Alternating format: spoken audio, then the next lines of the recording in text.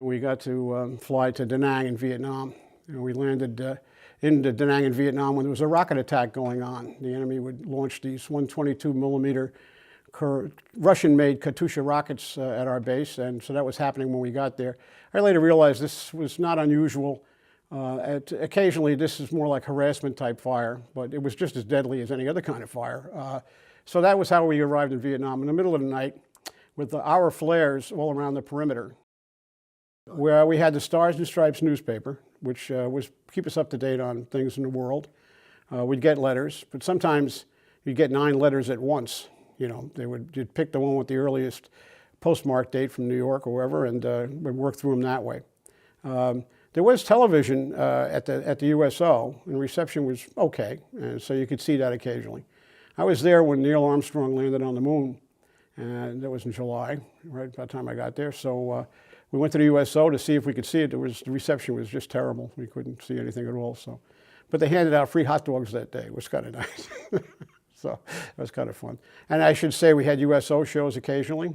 And on Christmas Eve, 1969, we had Bob Hope came, which was quite a lot of fun, quite an experience. He and his troop had been up at Camp Eagle, which is 101st Airborne Base, about 100 miles north of where we were. So they flew in on these big Chinook helicopters, which I thought was great. And we got to watch it from the side of a mountain. We were way up on the hill, and we had borrowed the captain's field glasses. He was nice to loan them to us, so I got to see Bob Hope through field glasses. But when he landed, he stepped off the Chinook helicopter carrying a putter, you know, a golf club, which was pretty hilarious. And then when the Chinook took off, I'll never forget it, the pilot wanted to show how good they were, so he did like an immediate ascent straight up, you know. And I'll never forget the gunner was waving out the window at us from behind his machine gun. So it was quite an experience. It was really something. Yeah, it was memorable. Ho Chi Minh died on September 2nd, 1969, and our intelligence indicated that the enemy would probably let us know they weren't giving up just because their leader had died, and that we'd probably be getting an attack. So we were really kind of expecting this. There wasn't much you could do to prepare for it. We had these little bunkers which were surface level, they weren't underground, and they were built to sandbags, and a direct hit wouldn't save you, you know, at all. But it was better than nothing, better than the plywood huts that we normally lived in. So we were kind of expecting something would happen. And the way it worked was that up on top of this hill that was west of us was Hill 327. There was an artillery base up there. They'd be watching for rocket flashes. So if they saw rockets, they would radio from the top of the mountain down to our compound, and they would announce that there were rockets. A siren would go, and a fellow would get on the loudspeaker and go, rockets, rockets, rockets.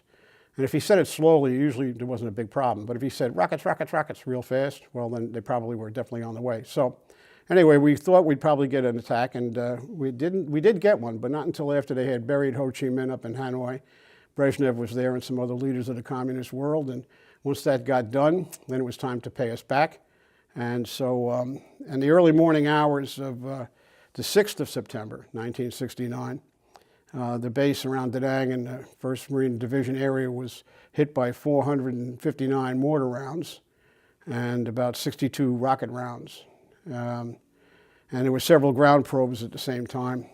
We had 6 of our Marines killed that night, and we had 201 wounded in action.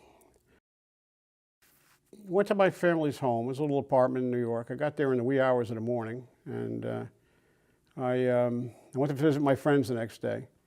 Really felt like Rip Van Winkle, like I'd been away forever. You know, everything had changed and so forth.